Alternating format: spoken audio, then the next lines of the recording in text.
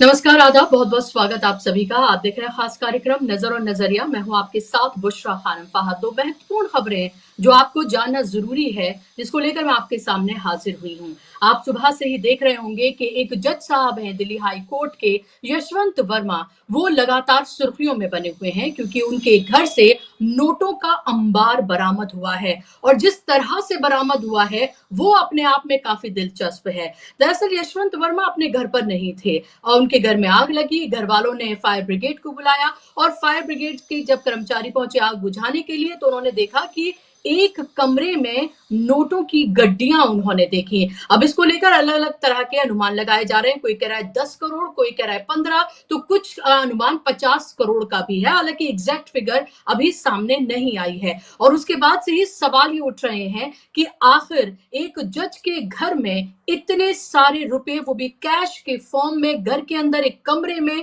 किस तरह से थे और क्यों थे, किस वजह से थे, इसको लेकर तमाम तरह के सवाल उठ रहे हैं और उसके बाद जो उनको लेकर कार्रवाई की गई है वो उससे ज्यादा सवालों के घेरे में है। सवाल ये कि जज रहते क्या उन्होंने घूस ली, क्या किसी तरीके से उन्होंने इंसाफ को प्रभावित किया, क्या उन्होंने केसेस को प्रभावित किया जिसकी बिना पर उनको ये पैसे मिले और एक high court, Delhi high court के जज रहते उनके पास इतने पैसे कहां से आए। ये पोल खुलती नहीं, रिश्वत उन्होंने ली है या पैसे कहां से आए हैं, ये बात नहीं खुलती अगर उनके घर में आग नहीं लगती और वो शहर से बाहर ना होते और घर वाले फायर ब्रिगेड को ना बुलाते। उसके बाद पुलिस को इन्फॉर्म किया गया, कोर्ट को इन्फॉर्म किया गया। जस्टिस खन्ना जो है, उन्होंने, जो सीजेआई हैं, उन्होंने, आप देखिए कि कितना बड़ा काम किया। उन्होंने क्या किया, उन्होंने उनका ट्रांसफर दिल्ली हाई कोर्ट से इलाहाबाद हाई कोर्ट कर दिया। या इलाहाबाद हाई कोर्ट जहां से वो आए थे, दिल्ली ट्रांसफर उनका हुआ था, उनका वापस ट्रांसफर इलाहाबाद हाई कोर्ट कर दिया गया। अब इसको लेकर सवाल ये उठाए जा रहे हैं कि क्या किसी आम शख्स के घर पर या किसी नेता के घर पर या किसी और के घर पर अगर इतने पैसे मिले होते तो तब भी क्या कोर्ट का रवैया यही होता। सवाल ये पूछे जा रहे हैं कि सीबीआई, आईटी और ईडी कहां हैं, उनके कर्मचारी अब तक उनके घर पर क्यों नहीं पहुंचे हैं, उन्होंने अभी तक अपनी कार्रवाई शुरू क्यों नहीं की है, क्यों नहीं उनसे पूछताछ की जा रही है कि आखिर ये पैसा कहां से आया।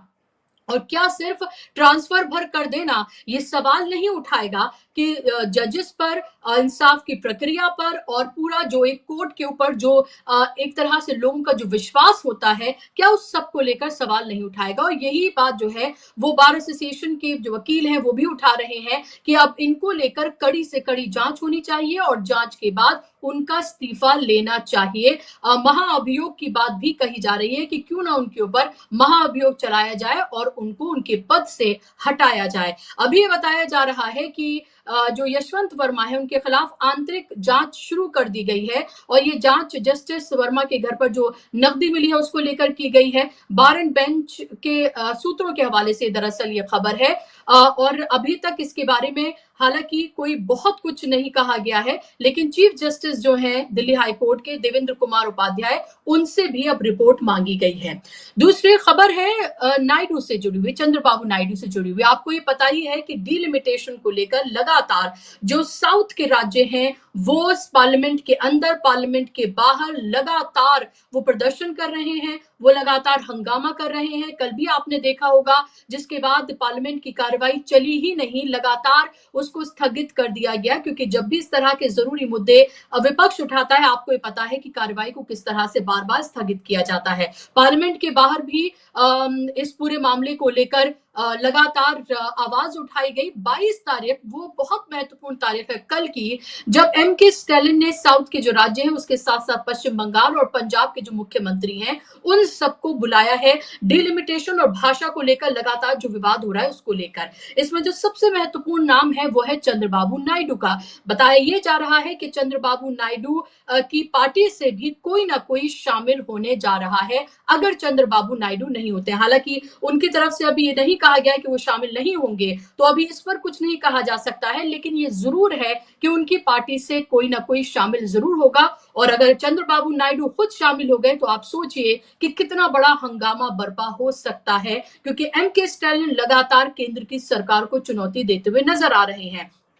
चंद्रबाबू नायडू इसमें बुरी तरीके से फंसे हुए हैं, क्योंकि एक तो भाषा का मामला, वो जाहिर सी बात है, भाषा का मामला आपको पता है कि साउथ में कितना बड़ा ये मामला है, और डिलिमिटेशन, जहां पर डिलिमिटेशन करके दरअसल हिंदी पट्टी के राज्यों में लोकसभा की सीटों को बढ़ाना और साउथ में जो साउथ के राज्य हैं उनकी सीटों को घटाना, ये एक नया प्लान जो है वो केंद्र सरकार नरेंद्र मोदी और भारतीय जनता पार्टी करने जा रही है, ताकि 2029 में वो अपनी जीत को सुनिश्चित कर सके। और इसको लेकर लगातार आप विरोध प्रदर्शन जो है वो किए जा रहे हैं। वक्फ भी एक ऐसा मसला है जिस पर चंद्रबाबू नायडू बुरी तरीके से फंसे हुए हैं। जंतर मंतर पर अभी मुस्लिम ऑर्गेनाइजेशंस ने, अलग अलग मुस्लिम ऑर्गेनाइजेशंस ने धरना प्रदर्शन किया था, जिसमें विपक्ष के तमाम नेता शामिल हुए थे, और तब भी ये प्रेशर बनाया गया था कि चंद्रबाबू नायडू, नीतीश कुमार और इसके साथ साथ कई और पार्टियां जो एनडीए में शामिल हैं वो सब उनके साथ आए। और इससे पहले नीतीश कुमार की पार्टी और चंद्रबाबू नायडू की तरफ से ये कहा गया था कि वो इसका विरोध करेंगे, लेकिन जेपीसी में उन्होंने इसका विरोध नहीं किया। तो एक तरह से चंद्रबाबू नायडू जो है उनकी गर्दन बुरी तरीके से फंस गई है, और इसीलिए सवाल ये उठ रहा है कि 22 तारीख के बाद क्या कुछ बड़ा होने वाला है, क्या एनडीए में दरार पड़ने वाली है, क्या चंद्रबाबू नायडू अगर अपने किसी प्रतिनिधि को या खुद अगर एमके स्टालिन के जरिए बुलाई गई इस मीटिंग में भेजते हैं तो कितना बड़ा बवाल हो सकता है। क्योंकि आपको पता ही है कि हिंदी पट्टी में तो पहले से ही सैचुरेशन में है भारतीय जनता पार्टी, लेकिन अगर हम साउथ के राज्यों की बात करते हैं तो कर्नाटक के अलावा वो कहीं पर अपने पैर नहीं जमा पाई है। और अभी तो कर्नाटक में भी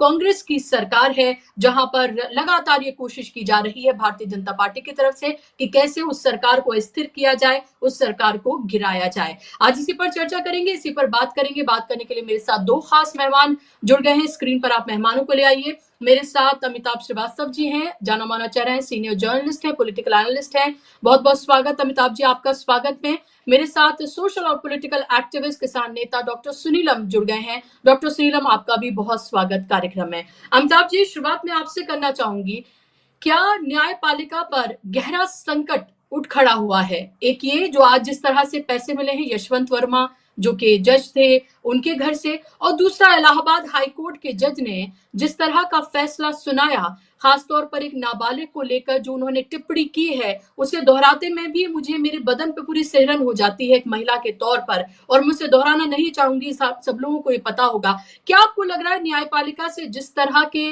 फैसले आ रहे हैं, जजेस जिस तरह से घूस लेते हुए पकड़े जा रहे हैं, या सीधे तौर पर नहीं पकड़े गए लेकिन उनके घर से मिला है, इस सब को आप कैसे देख रहे हैं? और फिर क्या सिर्फ ट्रांसफर कर देना, क्या ये इंसाफ है?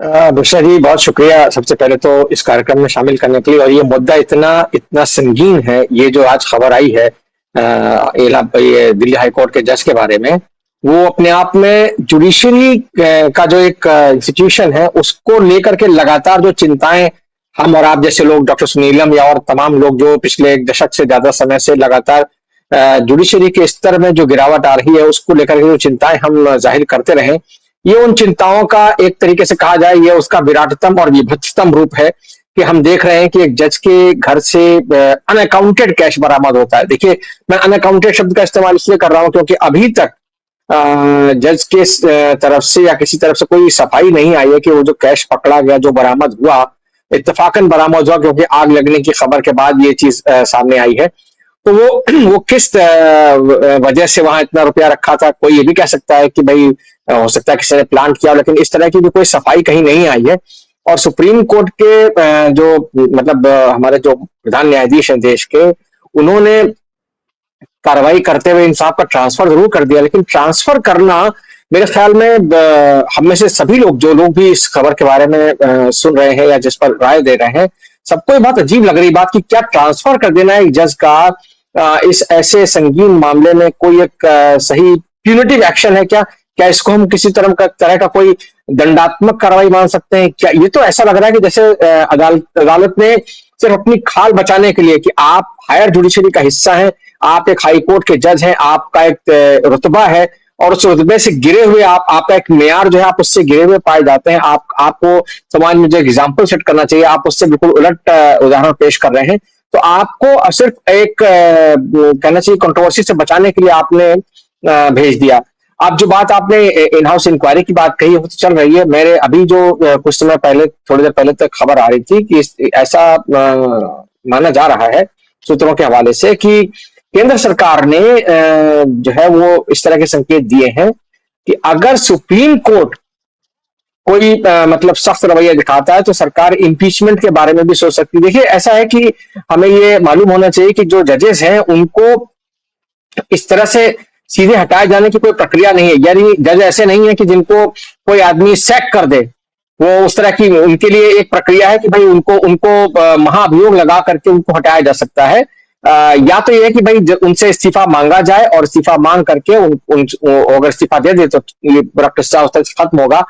लेकिन फिलहाल इतना तो किया जा सकता था कि उनसे ये कहा जाए कि आप फिलहाल अदालत अटेंड नहीं करेंगे, यानी आप ट्रांसफर अगर कर रहे हैं किसी जज का करप्शन के मामले में, इतने संगीन मामले में, तो बहरहाल बहरहाल होना ही चाहिए था। कोर्ट को ये कम से कम कहना चाहिए था कि भाई आप जो है आपका तबादला तो कर दिया जो किया आपने, लेकिन ये कि आप फिलहाल कोर्ट अटेंड नहीं करेंगे, क्योंकि आपका कोर्ट में बैठे रहना जो है वो जाहिर बात है जुडिशरी की जो इमेज है, जो भी बची कुछ इमेज है, उसको कहीं ना कहीं और उसको दागदार बनाता है। जो आपने दूसरे जज साहब का हवाला दिया, मिश्रा जी, जिन्होंने की वो जो निहायत बेहुदा टिप्पणियां की हैं रेप के मामले में, जो उन्होंने कहा कि साहब किस तरह से जो महिलाओं को लेकर के उनके प्राइवेट पार्ट्स को पकड़ना या जो भी कुछ करना, बहुत वाकई में जो आपने अपनी जुबान में कहा, मैं भी उससे पूरी तरह से सहमत हूं कि उनको दोहराते हुए भी शर्म आती है कि कोई जज जो हाईकोर्ट में बैठा हुआ है वो इस तरह की बात कर रहा है। और इससे पहले आप याद कीजिए, इलाहाबाद हाईकोर्ट के एक जज साहब थे जिन्होंने कहा था कि साहब चलेगी तो बहुमत की, बहुसंख्यक की चलेगी, बहुसंख्यक की चलेगी, जिन्होंने कहा था कि साहब बहुमत की, बहुसंख्यक की ही राय चलेगी। तो ये जो जुडिशरी का चेहरा हम देख रहे हैं पिछले 10 सालों में, मैं इसको ये नहीं मानूंगा कि फिलहाल के राज में ही ऐसा कुछ हो रहा है, लेकिन ये जरूर है कि फिलहाल बहुत कुछ ऐसा हो रहा है जिसको हम देख रहे हैं कि हाँ, जिसको देखते हुए हमको लग रहा है कि अरे सर्वोच्च न्यायालय के जज और उच्च न्यायालयों के जो जज हैं वो इस तरह की उनके बारे में इस तरह की शिकायतें में उनकी छवियां इस तरह के सामने आ रही है हमारे सामने।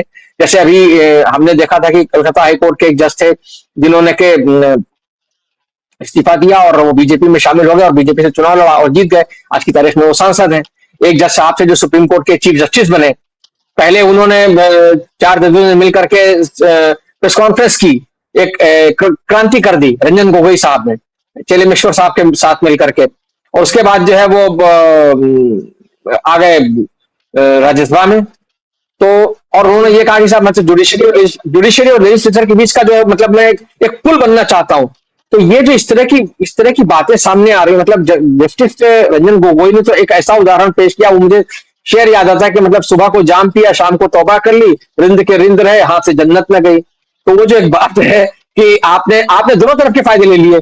आप सुप्रीम कोर्ट के चीफ जस्टिस भी बने रहे और आप आपके खिलाफ जो इंक्वायरी बैठी उसमें आप ही जो है क्या कहते हैं, आपने अपने आप को उस कमेटी में शामिल कर लिया और उसके बाद आप सारा मामला जो है रफा दफा करके बाकायदा राज्यसभा भी चुन करके आ गए। और वहां राज्यसभा में आपने क्या किया है क्या नहीं किया है वो तो एक दीगर बात है, लेकिन ये कि जिस तरीके से ये पूरा मामला हुआ, हम पिछले कुछ समय से लगातार देख रहे हैं कि जजेस के भीतर ये एक लालसा जो है वो प्रकट होती जा रही है। लगातार दिख रही है कि जजेस भी ये चाहते हैं कि जब रिटायर हो जाएं तो वो कहीं के गवर्नर बन जाएं, किसी आयोग के अध्यक्ष बन जाएं, चाहे वो मानवाधिकार आयोग हो, चाहे कोई दूसरा आयोग हो, कोई ऐसी बड़ी कमेटी आ जाए, कोई ऐसी चीज आ जाए, उनका एक्सटेंशन हो जाए। अभी ये भी खबर इस वक्त चल रही है, आप सोशल मीडिया देखेंगे तो आपको ये पता चलेगा कि गुजरात में एक सेशंस कोर्ट के जज साहब जो कि रिटायर हो गए थे, और वो जज साहब थे जिन्होंने की संजीव भट्ट के खिलाफ फैसला दिया था। गुजरात के जो पुलिस अफसर हैं जो फिलहाल अभी जेल में हैं, तो उन जज साहब को उनके रिटायरमेंट के बाद जो उनको हाई कोर्ट में उनको नियुक्त कर दिया गया है। तो इसी तरह की चीजें जो आ रही हैं वो एक अपने आप में आम आदमी का जो भरोसा है, क्योंकि आम आदमी के लिए इंसाफ पाने का एक ही तरीका है, इंसाफ का जो दरवाजा है वो अदालतें ही है। सरकारों से, प्रशासन से, पुलिस से, अफसरों से उसको न्याय मिलता नहीं। जुडिशरी और मीडिया जो हमारे लोकतंत्र के दो पहरेदार कहे जाते थे, आज की तारीख में हम देख रहे हैं दोनों ही इंस्टीट्यूशन सबसे ज्यादा करप्ट हमको दिखाई दे रहे हैं। पॉलिटिशियंस तो पहले ही करप्ट थे, ब्यूरोक्रेसी पहले ही करप्ट थी, उस पर पहले से दाग लगा हुआ था, उस पर से लोगों का भरोसा पहले ही उठ चुका था। अब अदालतों में, और ये जब हम बात कर रहे हैं, आज जो आपने ये जो बहस छेड़ी है जिस पर हम बात कर रहे हैं, आप अंदाजा लगाइए कि ये हाई कोर्ट के जज के बारे में है और हम हाई कोर्ट सुप्रीम कोर्ट के जजेस के बारे में बात कर रहे हैं। निचली अदालतों का क्या होगा? निचली अदालतें जिनके बारे में हम मानते हैं कि वो बेल नहीं देती, वो लोगों को महीनों महीनों सालों सालों तक मुकदमे लटके रहते हैं, अंडर ट्रायल्स जो है वो सड़ रहे हैं जेलों में, सालों तक सड़ते रहते हैं। निचली अदालतें बहुत अजीब अजीब तरह के फैसले देती हैं, वहां पर पैसे का खेल चलता है, वहां बहुत कुछ हर तरह का करप्शन चलता है।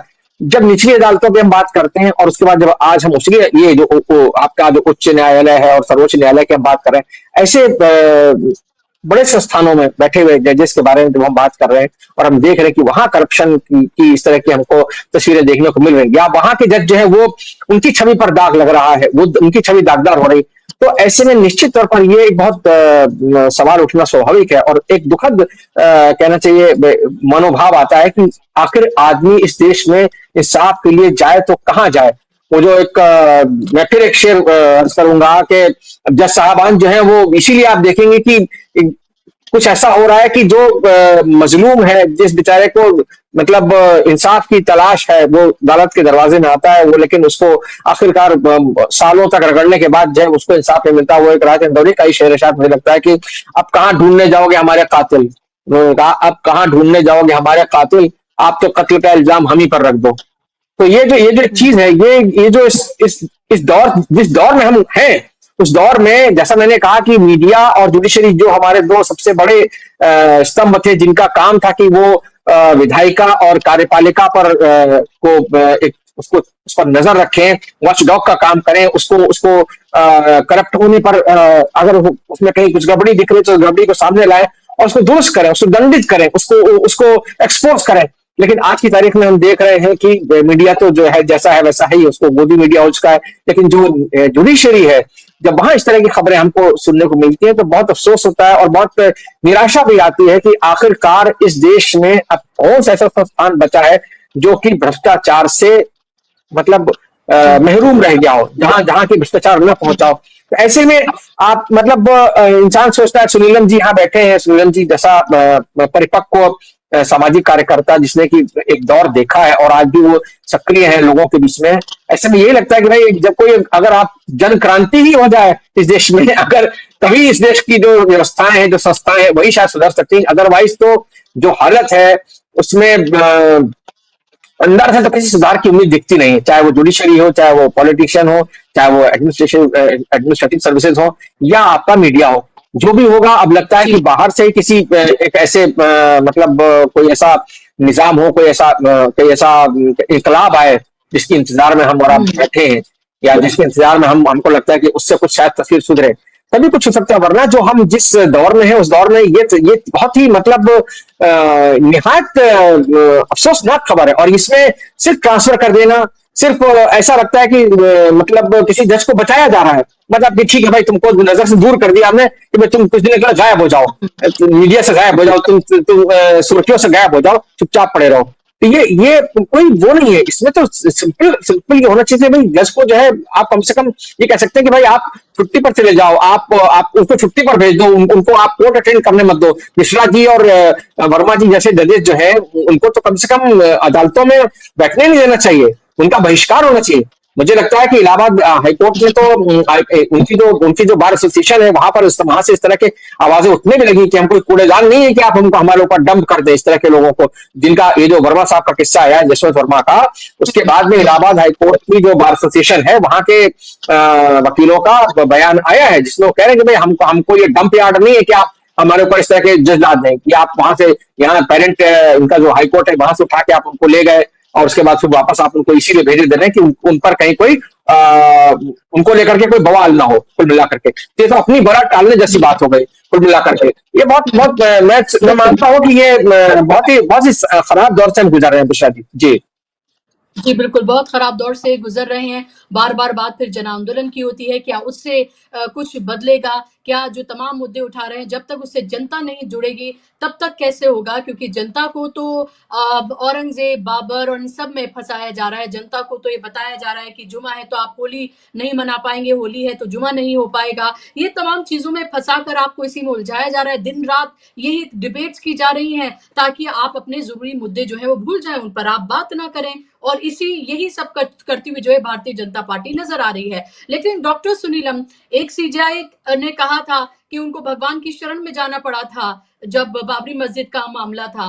और जस्टिस गोगोई की बात तो यहाँ पर अभी की अमिताभ जी ने, हम यहाँ यशवंत वर्मा की बात कर रहे हैं, जस्टिस मिश्रा की बात कर रहे हैं।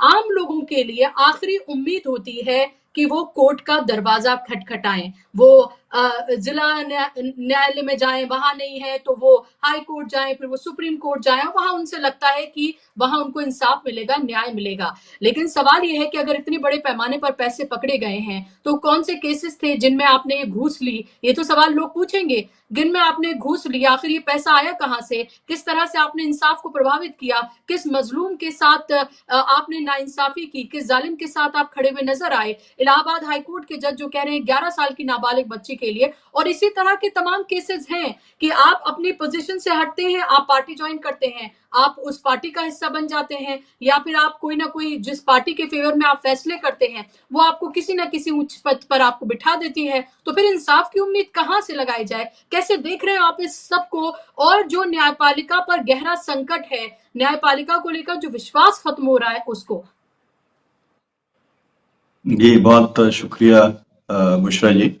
असल में अमिताभ जी ने तो काफी सारी बातें कह दी हैं, उन बातों को रिपीट मैं नहीं करना चाहता। लेकिन ये है कि जितनी बड़ी बीमारी हो, इलाज भी उसी हिसाब से देना पड़ता है।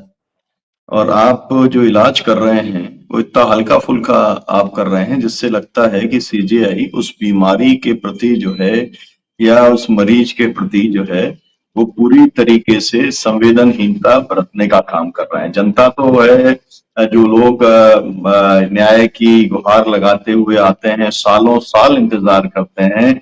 आपको तो कोई आइडिया ही कि सुबह के अंदर व्यक्ति का पहुंचने का मतलब ये है कि लाखों करोड़ रुपया जब तक उसके पास ना हो तब तक वो पहुंच नहीं पाता है, और सालों लग जाते हैं क्योंकि सीधे सीधे बहुत बड़े लोगों के तो केसेस लग जाते हैं, लेकिन अन्यथा लोअर कोर्ट जाइए, फिर उसके बाद हाई कोर्ट जाइए, हाई कोर्ट के बाद में फिर सुप्रीम कोर्ट में, और सालों साल बाद नंबर लगता है। मतलब जो जमानत के केसेस हैं, जो लोग जेल के अंदर पड़े हैं, 10, 12, 14 साल से जो लोग जेल में हैं, उनका केस आज तक 14 साल के अंदर भी लगा नहीं है। ये मेरी व्यक्तिगत जानकारी के अंदर है। तो जो हुआ है, अब उसका एक तो एनालिसिस ये है कि ये जो लोग हैं एजेंसी वाले, जो सूंघते रहते हैं, घूमते रहते हैं, इनको परमिशन नहीं दी गई। मैं चाहता हूं कि इन्हीं शब्दों में इसको स्पष्ट किया जाना चाहिए, क्योंकि ये तो मतलब हर कभी ऐसा होता है कि जिन लोगों को फंसाना होता है, जिन लोगों को पकड़ना होता है, रातों रात चले जाते हैं और सीधे जेल भी लेके चले जाते हैं। यहाँ पर यही भी होते हुए हमने यहाँ पर देखा है। तो यहाँ पर किसी एजेंसी का ना पहुंचने का मतलब ये है कि ये जो जस्टिस साहब हैं, इनको ना सीआई साहब का, बल्कि जो सत्तारूढ़ दल के बड़े लोग हैं उनका संरक्षण इन्हें प्राप्त है। तभी जाकर के इनके साथ में इससे छोटी कार्रवाई कुछ हो नहीं सकती थी। लेकिन उन्हें भी ये मालूम होगा सीजेआई को कि इस समय जो लोग हैं, देश की जनता, और विशेष तौर पे ये मतलब सोशल मीडिया के चलते, हालांकि सोशल मीडिया को भी अब कंट्रोल करने की कोशिश अलग अलग तरीके से की जा रही है, वो अलग विषय है, उसके ऊपर टिप्पणी नहीं करता। लेकिन उन्हें मालूम है कि एक एक बात को लेकर के लोग रिएक्ट करते हैं और बड़े पैमाने पर रिएक्ट करते हैं, और एक तरीके से आउटरेजियस, मतलब एक तरीके से लोगों की बहुत जबरदस्त और भयंकर प्रतिक्रिया होती है। तो उस तरीके की प्रतिक्रिया इस केस के अंदर भी हुई है। तो एक तो मेरा कहना ये है, सीधे सीधे मैं कहूँ, उसमें से एक बात तो कह दी है अमिताभ जी ने कि भाई इलाहाबाद के जो बार के लोग हैं उनको एकदम स्पष्ट तौर पे कह देना चाहिए कि ऐसा व्यक्ति जब तक वो नीट एंड क्लीन, या जो भी उसकी इंक्वायरी है, या जब तक वो पूरी नहीं हो जाती तब तक उसको यहाँ का जो चीफ जस्टिस है उसको यहाँ पर उनको लेना नहीं चाहिए, यहाँ पर कोई जिम्मेदारी नहीं देना चाहिए, क्योंकि ये तो डंपिंग ग्राउंड हो गया इलाहाबाद। पहले से ही वहां पर ऐसे ऐसे लोग हैं, जैसे मिश्रा जी जैसे लोग वहां पर हैं, जिनके चलते पूरी जुडिशरी शर्मसार हो रही है। और उनके बारे में तो सभी लोग कह रहे हैं कि उनको तो बर्खास्त तत्काल प्रभाव से कर ही देना चाहिए। और क्योंकि अगर पूरी जुडिशरी की साख आपको बचानी है तो ये जो मिश्रा जी जैसे लोगों को, और ये वर्मा जी हैं या जो भी इनका नाम है जस्टिस साहब, इन लोगों को तो तत्काल बर्खास्त करना चाहिए। और मैं जितना जुडिशरी को जानता हूँ बुशरा जी, मैंने देखा है जी, यहाँ पर नौकरी पाना जितना कठिन होता है, बहुत जल्दी नौकरी चली जाती है।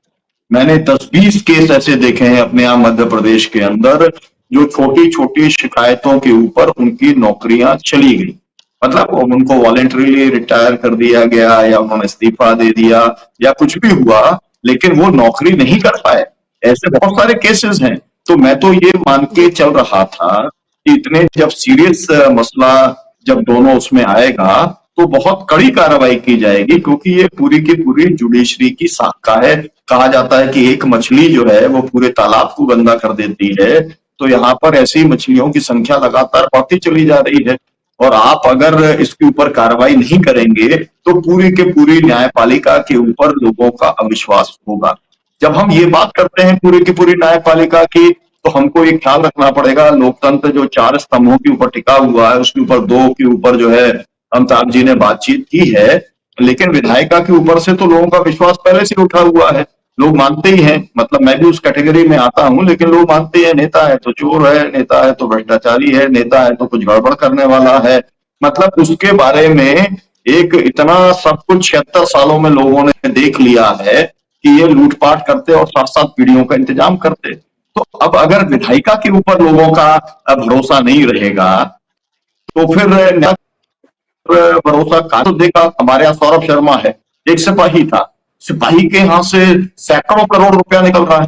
उसके पहले एक आईएएस था अरविंद जोशी, उसके यहाँ से 400 करोड़ रुपया निकला था। मतलब सबसे ज्यादा पूरे मध्य प्रदेश के अंदर लोकायुक्त की कार्रवाइयों के अंदर। यहाँ पैसा का मतलब ये है कि कार्यपालिका भी पूरी तरीके से अविश्वसनीय है।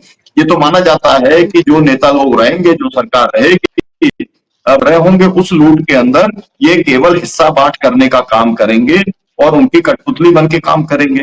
तो इंडिपेंडेंट जो लोग उम्मीद रखता है, पूरा देश जो उम्मीद रखता है, ले दे करके जिन लोगों को सजा भी मिली होती है, वो लोग भी कहते हैं कि हमारे को न्यायपालिका के अंदर भरोसा है। तो वो भरोसा मतलब 76 वर्षों के अंदर जो अनुभव आ रहे हैं, उस भरोसे को अगर कंटिन्यू करना है तो हम लोग तो इस चैनल के माध्यम से अपील कर सकते हैं सीजीआई साहब से कि ये दोनों केसेस को उन्हें बहुत ज्यादा गंभीरता से लेने का काम करना चाहिए। लेकिन मसला केवल वहां तक नहीं है। मैंने तो आज जी, सुबह जो है एक फेसबुक के ऊपर डाला, मैंने तो ये कहा कि ये जो मिश्रा जी हैं ये तो ब्राह्मण समाज के हैं, और ब्राह्मण समाज के हैं और विप्र बंधु जो हैं वो बहुत गर्व करते हैं। सभी को अपनी अपनी जाति के ऊपर, अपने धर्म के ऊपर गर्व होना चाहिए, कोई दिक्कत नहीं है। लेकिन अगर ऐसे लोग उसमें निकलते हैं तो उनको डिसोन कौन करेगा, उनका सामाजिक बहिष्कार कौन करेगा। तो मैंने तो ये अपील की है ना, मैंने तो जो है ब्राह्मणों के संगठनों की आप ये घोषणा करो कि हम इस तरीके का जो व्यक्ति है जो हमारे समाज में पैदा हो गया है, जाति में पैदा हो गया है, हम उसको जो है सामाजिक बहिष्कार करने का काम करेंगे। जो भी आप करना चाहते हो, लेकिन आप उसका संज्ञान तो आपको लेना पड़ेगा। और ये जो पूरे जो वकील लोग हैं ये जुडिशरी के अंदर, उनकी तो सबसे अहम भूमिका है ना। अगर वकील नहीं है तो जुडिशरी का कोई मतलब नहीं है, कोई रोल नहीं है। मतलब वो भी जुडिशियल ऑफिसर्स क्या एक किस्म के तो हैं ही वो, तो उनको तो बिल्कुल स्पष्ट तौर चाहिए कि पूरे देश के अंदर जितने बार काउंसिल्स हैं, बार काउंसिल्स को जो है, जब ये तो हो जाता है कि किसी वकील को अगर ट्वीट पाट दिया तो सब वकील पूरा देश में हड़ताल कर देते हैं, एक ही दिन में हड़ताल कर देते हैं। अभी एक कानून आ गया था जो है, जो अधिवक्ताओं के प्रोटेक्शन वाला जो वो चला रहे थे, और उसके अलग हट करके विदेशी वकीलों को अनुमति और तमाम सारे जो आ गया था, उसके ऊपर तो उन्होंने मतलब तुरंत के तुरंत सब लोगों ने ज्ञापन यापन दे दवा करके उसको रुकवा दिया। बहुत अच्छा काम किया आपने, रुकवा दिया। लेकिन इससे वो जुडिशरी की क्लीनिंग की जिम्मेदारी भी वकीलों की है, बार काउंसिल्स की है। और मैं इस बात को अच्छे तरीके से जानता हूं, और मैं ऐसे तमाम सारे सीनियर एडवोकेट्स को जानता हूं, उस इलाहाबाद के अंदर भी जानता हूं, सुप्रीम कोर्ट में भी जानता हूं, जिनसे कि जुडिशरी के बड़े बड़े मजिस्ट्रेट या जस्टिस सीखने का काम करते हैं, है ना। वो लोगों को वो एक कैसे होना चाहिए और सीखती भी है। मतलब जो मजिस्ट्रेसी जो है पूरी या जस्टिस लोग तो अब उन लोगों को भी आगे आना चाहिए। ये जितने सीनियर एडवोकेट्स हैं, मैं तो ये कहूंगा उन लोगों को कि जो सुप्रीम कोर्ट के सीनियर एडवोकेट्स हैं, बार काउंसिल मान लो किसी दबाव में है, अगर वो सामने नहीं आ रहा है तो उन लोगों को सामने आने का काम करना चाहिए। ये तो हुई जुडिशरी की बात। दूसरी बात जो है वो बहुत महत्वपूर्ण है। महत्वपूर्ण ये है कि मुझे लगता है कि नायडू जो है उनको खुद को जाना चाहिए। कल की जो मीटिंग बुलाई गई है उस मीटिंग के अंदर उन्हें जाना चाहिए, क्योंकि एक समय ऐसा जरूर था और ये लोगों को याद है कि जब नायडू दक्षिण भारत के प्रतिनिधि के इस देश के प्रधानमंत्री पद के वो दावेदार थे और दावेदारी उनकी आज भी है। और उस दावेदारी को अगर वो बचा के रखना चाहते हैं तो केवल वो अपनी पॉलिटिक्स को बचाने नहीं है। अगर उन्होंने सब ऊंचाई नीचाई उन्होंने सब देख ली है। मतलब वो जो है सबसे बड़ा एक सीईओ का सबसे पहले खिताब उन्हीं को मिला था। कॉर्पोरेट के वो सबसे ज्यादा प्यारे वही हुए थे इस देश के अंदर सबसे पहले थे, और उसके बाद सातल के अंदर चले गए कि उनका नामो निशान मिट गया। तो सब कुछ उन्होंने बहुत ऊंचाई भी देखी है और वो बहुत निचले स्तर के ऊपर भी गए हैं। जनता ने ही उठाया, जनता ने ही गिराया। तो मैं तो यही कहना चाहता हूं कि अगर जनता की नजरों में, दक्षिण भारत के लोगों की नजरों में अगर उन्हें ऊपर उठने का काम करना है तो ये सही मौका है कि इस मौके के ऊपर वो चुनौती देने का काम सेंट्रल गवर्नमेंट को करें। वो इस बात की चिंता ना करें। उनकी सरकार तो कोई गिरा नहीं सकता है ना। कोई हमेशा कोई थैली वाला जो उनकी सरकार तो गिरा नहीं सकता है। अगर उनकी सरकार जो है किसी के तरीके से फ्रेजाइल स्थिति के अंदर नहीं है तो वो दोनों मामले हैं उनका। वो अपना जो स्टेटस, स्पेशल स्टेटस की बात जो वो कर रहे हैं, स्पेशल स्टेटस की बात को उठाना चाहिए। और ये जो डिस्क्रिमिनेशन हो रहा है साउथ के साथ में कि डिलिमिटेशन करके साउथ की सीटें कम करना और जो है उत्तर भारत की सीटें बढ़ाने का जो काम ये चल रहा है, इसके ऊपर उन्हें प्रिंसिपल्ड स्टैंड लेना चाहिए। आमतौर पर उनकी छवि प्रिंसिपल्ड स्टैंड लेने वालों के अंदर नहीं गिनी जा रही है। मुझे कहना मेरा ये है कि छवि सुधारने का भी उनके पास में एक समय है और इसलिए मैं उम्मीद करता हूं कि वो खुद जाएंगे। अगर खुद नहीं जाएंगे तो अपने प्रतिनिधि को तो वो जरूर भेजेंगे, क्योंकि प्रेशर पॉलिटिक्स के वो मास्टर। ये बात मैं व्यक्तिशः जानता हूं। उनकी पॉलिटिक्स को बहुत पहले से हम लोग, क्योंकि वो non Congress non BJP politics में हम लोगों के साथ में वो आए थे, तो हम लोगों ने जब वो चेयरमैन हुआ करते थे तो उनके साथ में एक स्तर के ऊपर इंटरेक्शन भी हम लोगों का रहा है। तो वो जानते हैं, पॉलिटिक्स करना जानते हैं। तो मुझे लगता ऐसा है कि अगर वो किसी जैसे दबाव में या ब्लैकमेलिंग के उसमें अगर नहीं फंसे होंगे अब तक, ना एजेंसियों ने उनको कहीं पर नहीं अगर ट्रैप करके रखा होगा, और अगर वास्तव में वो इंडिपेंडेंट निर्णय लेने की स्थिति के अंदर होंगे तो वो जरूर जाएंगे और अपने आंध्रा के सवालों को भी वो उठाने का काम करेंगे। और पूरे दक्षिण भारत का जो एक सेंटीमेंट है जिसको केवल डीएमके या स्टालिन केवल रिफ्लेक्ट करने का काम कर रहे हैं, है ना, ये काम तो कायदे से जो है वो कांग्रेस पार्टी को करना चाहिए था। कांग्रेस पार्टी के जो है, मैंने आपके शो में कहा भी था कि हमने ये बात की सूचना सिद्धरमैया जो है उनसे कही थी, ये वाली बात पहुंचाई थी कि भाई आपको ये इनिशिएटिव लेना चाहिए दक्षिण भारत वाला। आप एक बड़ी पार्टी हैं और बड़ी पार्टी की और संभावनाएं भी हैं, लेकिन उन्होंने नहीं लिया। स्टालिन जो है उन्होंने लिया, तो जो मतलब इनिशिएटिव लेगा स्वाभाविक तौर पर वही आगे जाएगा। तो उस बात की बिना चिंता किए हुए कि कौन आगे जा रहा है, ये हम लोग तो दक्षिण और कोई कॉन्फ्लिक्ट को बढ़ाना नहीं चाहते, लेकिन फेडरल स्ट्रक्चर जो है देश का कायेगा, तभी देश की एकजुटता कायम रहेगी। हम इस बात को अच्छे तरीके से मानते हैं और हम जानते हैं कि जब तक संघवाद जो है, जब तक इस देश की विविधता कायम है, तभी तक इस देश की एकजुटता कायम है। नहीं तो ये शो के अंदर बात हुई थी कि यूएसएसआर का क्या हुआ, ये वाली बात आप ही के शो के अंदर हुई थी। अब उन लोगों को याद रखना बहुत ज्यादा जरूरी है। तो मैं उम्मीद करता हूं कि दोनों मामलों के अंदर जो है यहाँ पर नायडू कुछ निर्णय लेंगे, वहां पर सीजीआई साहब कुछ निर्णय लेंगे, और जनता केवल बैठी ना रहे, जनता भी रिएक्ट करने का काम करे। और एक ये बहुत बड़ी गड़बड़ पैदा हो गई है सब लोगों की, उसमें हम सभी लोग शामिल हैं कि सब ट्वीट करके, फेसबुक के ऊपर कमेंट लिख करके, है ना, हम लोग जो है मान लेते हैं कि हो गया काम, हमारी जिम्मेदारी पूरी हो गई। पहले कम से कम ज्ञापन देते थे, पहले पुतले जलाने का एक चलन हुआ करता था, धीरे धीरे वो सब खत्म होता चला जा रहा है। तो मुझे लगता है कि जो एक्टिविस्ट हैं, है ना, जो सिविल सोसाइटी है, उन लोगों से सबसे ज्यादा उम्मीद की जाती है कि वो आम लोगों की जो धारणा है उसको वो रिफ्लेक्ट करने का काम वो जरूर करेगी। जी बिल्कुल, आपके पास मैं लौट रही हूँ। अमिताभ जी, आप कैसे देख रहे हैं?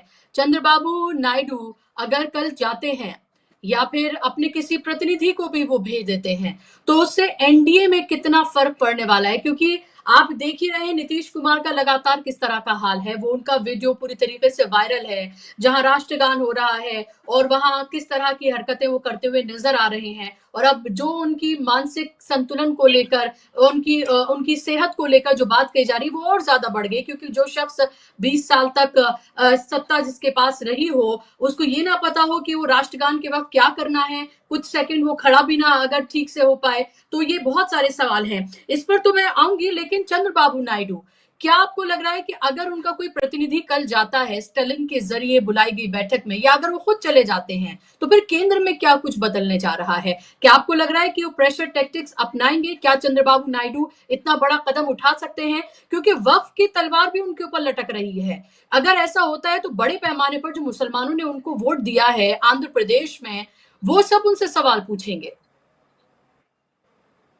देखिए, ऐसा है कि ये जो मसला है, जो स्टालिन ने मीटिंग बुलाई है, ये जिन्होंने ज्वाइंट एक्शन कमेटी बनाई है डिलिमिटेशन के मुद्दे पर, इस ये बड़ा एक स्मार्ट मूव उन्होंने किया है कि उन्होंने नॉन हिंदी स्टेट्स को उसमें जोड़ा है।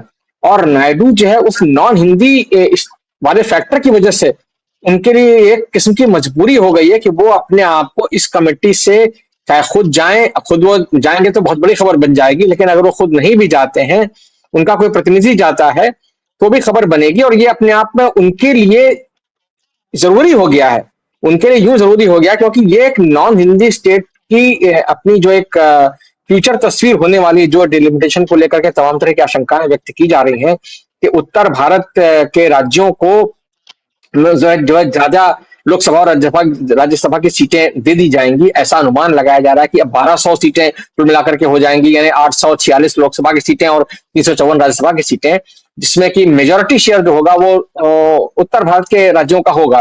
तो ये जो एक तरीके से ये उत्तर भारत के जरिए, यानी हिंदी स्पीकिंग जो राज्य हैं उनके जरिए एक डोमिनेशन, एक दबदबा जो है थोपने की जो कोशिश की जा रही है, उसका विरोध करना चंद्रबाबू नायडू की मजबूरी हो जाएगी राजनीतिक तौर पर, अपने आप को अपने राज्य में और अपने क्षेत्र में रिलेवेंट बनाए रखने के लिए। क्योंकि अंततः तो वो एक दक्षिण भारत के मतलब गैर हिंदी राज्य से ही आते हैं, और उसी के वजह से उनकी जो है एक रिलीवेंस बनी हुई है राष्ट्रीय राजनीति में। तो अगर वो अपने राज्य का नुकसान देखते हुए भी अगर चुप रहेंगे, तो देर सवेर उनको अपने राज्य में भी उसका खामियाजा भुगतना पड़ेगा। इसलिए चंद्रबाबू नायडू हो या कि आप समझिए कि उड़ीसा जहां की इस समय बीजेपी की सरकार है, लेकिन वहां से भी अगर नवीन पटनायक या कोई आता तो निश्चित तौर पर उनके लिए भी ये एक जरूरी बात हो जाएगी। ये मैं मानता हूं स्टालिन का एक बहुत स्मार्ट मूव है कि उन्होंने एक तरीके से सिर्फ गैर बीजेपी राज्यों के नेताओं को नहीं, बल्कि जिसमें कि ममता बनर्जी शामिल है, या आपके मान लीजिए कि केरल कर्नाटक के लोग तो कांग्रेस के या और सीपीएम की सरकारें हैं, लेकिन ममता बनर्जी हैं और आपके पंजाब के मुख्यमंत्री हैं। उसके अलावा अगर आपने चंद्रबाबू नायडू यानी कि आंध्र प्रदेश को न्योता दिया, तेलंगाना भी है उसमें, तो ऐसे में ये एक मजबूरी बन जाएगी। क्योंकि ये जो एक ये लगातार जो सरकार कर रही है, केंद्र सरकार जिस तरीके से कर रही है कि आपने पॉपुलेशन के आधार पर, अगर सेंसस के आधार पर, उसके अनुमान के आधार पर आप जो एक मैपिंग कर रहे हैं और नया एक स्ट्रक्चर बनाने की कोशिश कर रहे हैं पार्लियामेंट का, जिसमें कि 1200 सदस्य होंगे, सांसद होंगे, राज्यसभा लोकसभा दोनों मिला करके। और जैसा मैंने कहा कि 846 सांसद लोकसभा में अगर होंगे, उसमें अगर आप कल्पना कीजिए कि उत्तर प्रदेश यानी नॉर्थ से आपका 257 एमपीज आएंगे कुल मिलाकर के, अगर ये अनुमान, अगर ये सब चीजें बनती हैं, तो ये चीजें जो है ये कहीं ना कहीं आपको पिंच करेंगी लेटर पॉलिटिक्स में। क्योंकि ये कुल मिलाकर के ये उसी तरह की बात है जैसे कि हिंदी थोपने की बात कही जा रही है, जिसको लेकर के कम से कम तमिलनाडु के राज्य में जो है एक तीखा विरोध पर पनपा है। तो वो जो है वो कहीं ना कहीं इस देश की जो एक समरसता है उसको भी डिस्टर्ब करेगा। नॉर्थ साउथ डिवाइड की बात जो हम लोग करते हैं, कहीं ना कहीं उसको और खाई को चौड़ा करेगा। तो उसको भी उसका विरोध जो है अगर ये कर रहे हैं स्टालिन, उसके विरोध में वो लामबंद कर रहे हैं, तो ये मैं फिर कहूंगा कि एक स्मार्ट मूव है।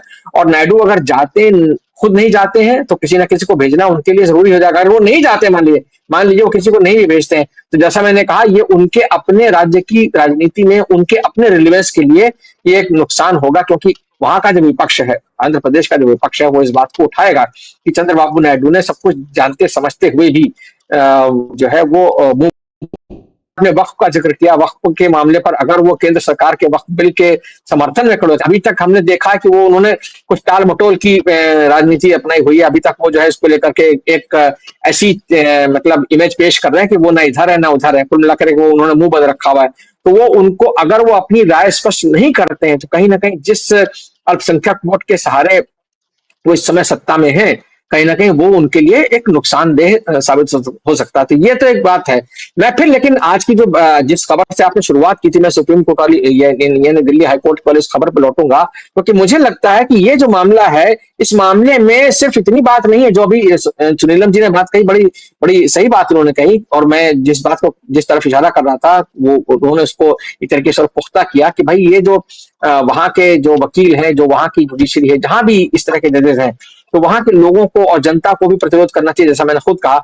लेकिन आप ये सोचिए कि इसमें हमको, यानी आप जो प्लेटफॉर्म जिस पर आप हैं और जिस पे हम जुड़े हुए हैं, जिससे सुनीलम जी और मैं और बहुत सारे लोग जुड़े हुए हैं, वहां पर लगातार ये आवाज उठानी चाहिए कि जो सुप्रीम कोर्ट है और या जो कॉलेजियम जो है, जिस कॉलेजियम ने ये जो कॉलेजियम नियुक्तियां करता है जजों की, उसकी जो कार्य प्रणाली है, उसकी जो फंक्शनिंग है, उसमें ट्रांसपेरेंसी आनी चाहिए।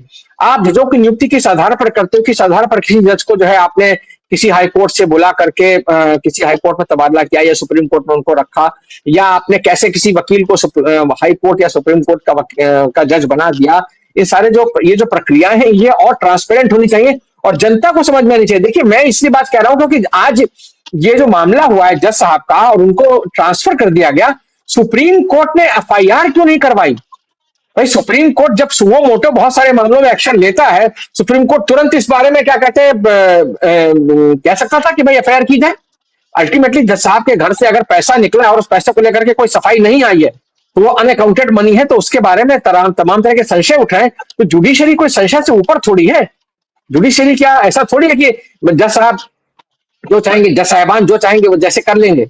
आखिरकार इस मुल्क में एक नियम है, कानून है, सब कुछ है। जो दूसरों पर लागू होते हैं धाराएं, वही धाराएं जजों पर लागू होनी चाहिए। आप जजों के खिलाफ कुछ कह दें तो आप पर कंटेम्प्ट का केस लग जाएगा। लेकिन जज साहिबान तो मतलब अपने आप को समझ, ऐसा लगता है कि जैसे इस देश की जुडिशरी जो है वो सबसे ऊपर है, किसी भी चीज से ऊपर है। तो ऐसा नहीं होना चाहिए। मुल्क में जनता के बीच में ये कम से कम भरोसा जाना चाहिए कि नहीं, ये जो है ये जज भी जो है वो उसी कानून की गिरफ्त में आ सकते हैं। तो मेरा ख्याल है सुप्रीम कोर्ट को इस बारे में ये करना चाहिए था। और एक चीज और है, आप देखिए, आपने अपनी बात की शुरुआत में कहा था, आपने जो अंदाजा लगाया था इस रकम के बारे में, वो रकम कितनी है हमको पता नहीं है। अभी एग्जैक्ट बरामदगी कितनी हुई है हमको पता नहीं है। हमें क्यों पता नहीं है? हमें पता होना चाहिए। जब ये खबर सामने आ सकती है कि जज के घर से पैसा बरामद हुआ है, तो कितना पैसा बरामद हुआ, ये पैसे की बरामदगी ऐसा तो नहीं है कि जिन लोगों ने पैसा देखा उन्होंने जज साहिबान को बताया नहीं होगा, सुप्रीम कोर्ट के सीजीआई को पता नहीं होगा या कॉलेजियम के जजेस को पता नहीं होगा। तो जो बातचीत वहां पर आई है, वो उस रकम का खुलासा क्यों नहीं हो रहा? उस रकम का खुलासा होना चाहिए। नहीं तो आप सोचिए कि ये शक शुबा जो है लगातार और बढ़ता जाएगा, और ये बढ़ता जाएगा तो ये जुडिशरी की अपनी छवि के लिए अच्छा नहीं है। इसलिए सुप्रीम कोर्ट को भी इस तरह के कुछ नियम बनाने चाहिए, कुछ इस तरह की बातें, कुछ ट्रांसपेरेंसी होनी चाहिए कि भाई मतलब ये मेरे ख्याल में इस पूरे मामले की जो फैक्ट्स हैं, उन फैक्ट्स को सामने आना चाहिए, क्योंकि ये इतना सीधा मामला नहीं दिख रहा है। आप एक जज साहब घर से बाहर होते हैं, उनके घर के में आग लग जाती है, आग लगने के दौरान फायर ब्रिगेड आती तो बहुत सारा पैसा कैश बरामद होता है। अब वो कितना कैश है ये हम जानते नहीं है। अभी तक हमको इस पूरे केस के सारे फैक्ट्स पता नहीं है, और हम लोग जो है अंधेरे में तीर चला रहे हैं। अभी सिर्फ इतना मालूम है कि सुप्रीम कोर्ट के कॉलेजियम ने, सुप्रीम कोर्ट की सीजीआई ने उन जज साहब पर तबादला कर दिया, वापस उनको भेज दिया। इतने से बाहर से तो बात बनती नहीं। ये जो है, ये कम से कम सस्पेंशन तो होना चाहिए उस जज का। कम से कम सस्पेंशन होना चाहिए, और जजेस के लिए नियम बनाए जाने चाहिए। अभी हाई कोर्ट और सुप्रीम कोर्ट के जजेस के लिए क्या नियम है, उनके किस तरह से उनका उनका जो इंटरनल फंक्शनिंग होती है, उनका एडमिनिस्ट्रेशन कैसे होता है, इसके बारे में आम जनता को कुछ पता नहीं है। तो ये जो है ये जरूरी है, जुडिशरी के लिए जरूरी है कि वो अपने आप को जनता के सामने पाक साफ रखे, एकदम पारदर्शिता के साथ काम करे, ताकि उसके ऊपर ये आरोप ना लगे कि वो किसी पॉलिटिकल प्रेशर में आके काम कर रही है। क्योंकि आज के दौर में जुडिशरी पर इस समय ये बार बार आरोप लग रहे हैं कि वो पॉलिटिकल प्रेशर में काम करे। जैसा कि आपने ही शुरू में बताया कि अगर कोई जज ये बात कहता है कि साहब मैं भगवान से मांगा कि भाई मुझे रास्ता दिखाए, या बहुत सारी बातें हम सुनते रहते हैं जजेस के, मतलब प्रधानमंत्री किसी जज के घर में चले गए, कुछ हो गया, ये सब कुछ हो गया, ये तमाम चीजें जो आ रही हैं ये जुडिशरी की अपनी छवि के लिए अच्छा नहीं है। अगर ऐसा ही है तो फिर जुडिशरी को किसी से भी मिलने जुलने के लिए मतलब इतना खुला छोड़ देना चाहिए कि भाई, जैसा कि अभी तक पाबंदी हम लोग मान के चलते हैं कि जजेस जो है उनके बारे में कहा जाता है उनके कोड ऑफ कंडक्ट में कि भाई आपको जो है वो थोड़ा बहुत ज्यादा अपने आपको रिजर्व रखना, उनके अपने प्रोटोकॉल का एक हिस्सा होता है कि भाई आप जो ऐसा किसी आम आदमी की तरह जो है नहीं व्यवहार कर सकते सोसाइटी में। तो वो चीजें जब है तो ये माना जाना चाहिए कि जो भी मुल्क का कानून है, अगर कोई जज किसी उसके घर से कोई बरामदगी हुई है तो क्यों नहीं उसके खिलाफ कोई कानूनी कार्रवाई हो उसके खिलाफ। क्योंकि अगर मान लीजिए कोई दूसरा व्यक्ति होता, ये अगर मेरा आपका या सुनीलम जी ये उठना चाहिए, क्योंकि देखिए ऐसा नहीं, ये बहुत जायज सवाल है। अगर मैं मेरे खिलाफ या आपके खिलाफ या किसी आम आदमी के खिलाफ ये ऐसा मामला है कि उसके घर से बरामदगी हो, तो तुरंत ईडी भी उसके बारे में ईडी भी वहां आ जाएगी, छापा पड़ जाएगा, इनकम टैक्स आ जाएंगे, सब कुछ हो जाएगा, और ये बता दिया जाएगा कि हाँ साहब कोई पॉलिटिकल लीडर हो तो उसके बारे में तुरंत पता चल जाएगा कि हाँ 50 करोड़ 60 करोड़ 100 करोड़ कितना जो भी बरामद हुआ है, और तुरंत उसकी जो है शिक्षा शुरू हो जाएगी। लेकिन जज साहब के बारे में तो हमको अभी तक पता ही नहीं कि कितना पैसा बरामद हुआ है। तो ये क्यों है ऐसा, ये पर्दादारी क्यों है, ये पर्दादारी खत्म होनी चाहिए। ये बात दो तरह के इंसाफ क्यों है कि अगर एक जज साहब हैं तो वो अपने ही फेलो जो कलीग हैं उनके लिए सिर्फ ट्रांसफर कर देते हैं, और कोई और तो अब तक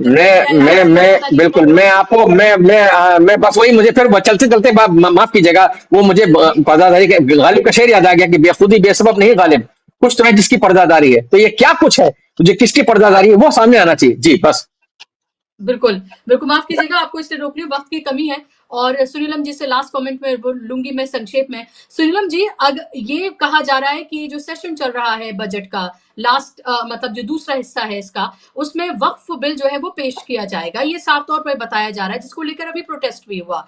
अगर उससे नीतीश कुमार की पार्टी जेडीयू और टीडीपी अगर उसमें उस वोटिंग का हिस्सा ना बने, वो एब्सेंटी हो जाएं, और कल की अगर जो मीटिंग है उसमें अपने प्रतिनिधि को, या अगर खुद अगर नायडू पहुंच जाए तो खैर बहुत बड़ी खबर हो जाएगी, या अपने किसी प्रतिनिधि को ही भेज देते हैं, तब आप केंद्र की सरकार में क्या बदलता देख रहे हैं संक्षेप में? देखिए, मैं पहली बात तो ये कहना चाहता हूं कि ये पर्देदारी वाली सरकार है, आरटीआई को उसने बहुत कमजोर कर दिया है, तो हर चीज ये पर्दा डालना चाहते हैं। आपने देखा कि हिंडनबर्ग की रिपोर्ट आई तब पर्दा डाल दिया, अडानी वाला जो सब कुछ पे पर्दा डालती है। तो खैर आगे बढ़ते हैं। इस बात के ऊपर जरूर जोड़ना चाहता हूं कि जो जिम्मेदारी है वो केवल सीजीआई की नहीं है, कॉलेजियम के मेंबर्स की भी है और कानून मंत्री की भी है।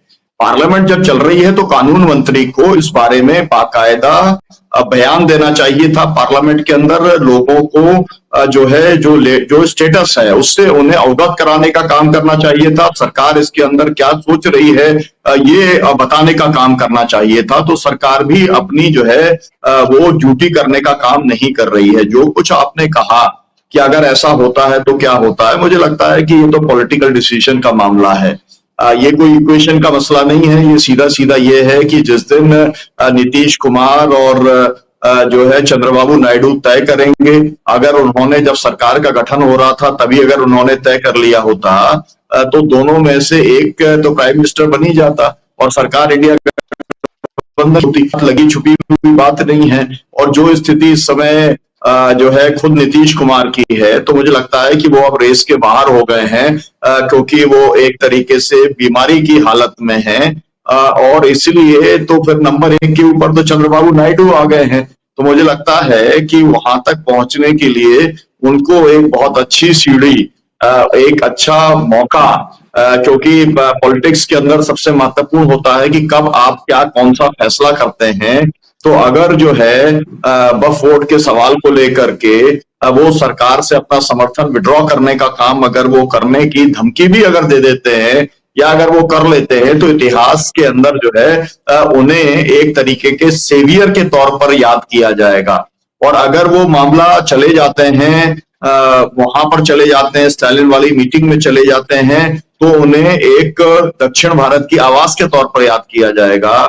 और अगर जो जिन इश्यूज पे हम बात कर रहे हैं, ये दोनों जो जस्टिसेस हैं, इनके खिलाफ में अगर वो कोई स्टैंड ले लेते हैं, तो वो जुडिशरी की क्लीनिंग के सवाल पर, मतलब ये है कि उनको अपनी इमेज को हाइप देने का बहुत ही सुअवसर प्राप्त हुआ है, और उस अवसर का वो कितना उपयोग करते हैं ये उनके ऊपर है। और मैंने एक ही राइडर लगाया कि अगर वो एजेंसीज के चंगुल में अब तक नहीं फंसे होंगे, मतलब फंसाए गए होंगे, वॉलंटरली तो कोई भी नहीं फंसता, तो फिर वो जरूर इतनी हिम्मत करेंगे। और अगर वो हिम्मत करते हैं तो ये मान लिया जाना चाहिए कि वो एजेंसीज की गिरफ्त के अंदर फंसे हुए हैं। जी जी, बिल्कुल। तो महत्वपूर्ण चर्चा और तमाम चीज़ें आपके सामने हमने रखी और ज़ाहिर-सी बात है बहुत सारे सवाल हैं, अभी बहुत सारी परतें हैं जो खुलना बाकी है। देखना ये होगा कि सरकार की तरफ से जो जज साहब हैं, जो जिनके घर से इतना मामला सामने निकल कर आया है, क्या कुछ किया जाता है उसको लेकर, ये एक बड़ा सवाल है। ट्रांसफ़र तो ज़ाहिर-सी बात है सिर्फ़ खानापूर्ति है और खानापूर्ति भी नहीं बल्कि शर्मनाक चीज़ है, अगर इसको इस तरह से जो किया गया है। और नायडू भी देखते हैं कल क्या होता है, कल का दिन बेहद महत्वपूर्ण है। बहुत सारी चीजों को लेकर बहुत शुक्रिया आप दोनों मेहमानों का, अमिताभ जी आपका भी, सुनीलम जी आपका भी, कार्यक्रम का हिस्सा बनने के लिए, अपना वक्त देने के लिए बहुत बहुत धन्यवाद। शुक्रिया आप तमाम दर्शकों का भी कार्यक्रम का हिस्सा बनने के लिए। नमस्कार।